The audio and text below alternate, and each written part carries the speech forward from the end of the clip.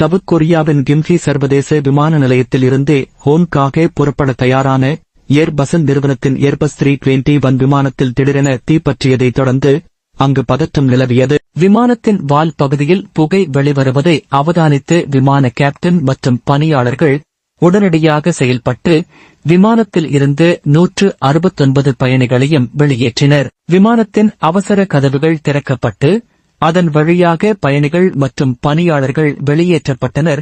வெளியேற்றத்தின் போது 3 பயணிகளுக்கு மட்டும் சிறு சிறு காயங்கள் ஏற்பட்டதாக விமான நிறுவனத்தினர் தெரிவித்துள்ளனர்.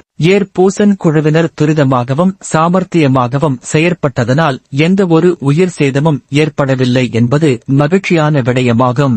விரைவாக செயற்பட்ட பணியாளர்களுக்கு பாராட்டுகள் குவிந்து வருகின்றன. விமானத்தில் எவ்வாறு தீ பற்றியது என்பதை கண்டறிவதற்கான விசாரணைகள் முன்னெடுக்கப்பட்டுள்ளது. விமான நிலைய கட்டுப்பாட்டு பிரிவினர் செய்தி வெளியிட்டுள்ளனர். 189 உயிர்களை காவு வாங்கிய மிகப்பெரிய விமான விபத்தை கடந்த மாதம் சந்தித்த சவுத் கொரியாவில் மீண்டும் ஒரு விமானம் முழுமையாக தீக்கரையாகியுள்ளமை விமான உலகை அதிர்ச்சிக்கு உள்ளாக்கியுள்ளது. உங்களுக்கு விமானங்கள் பிடிக்குமா?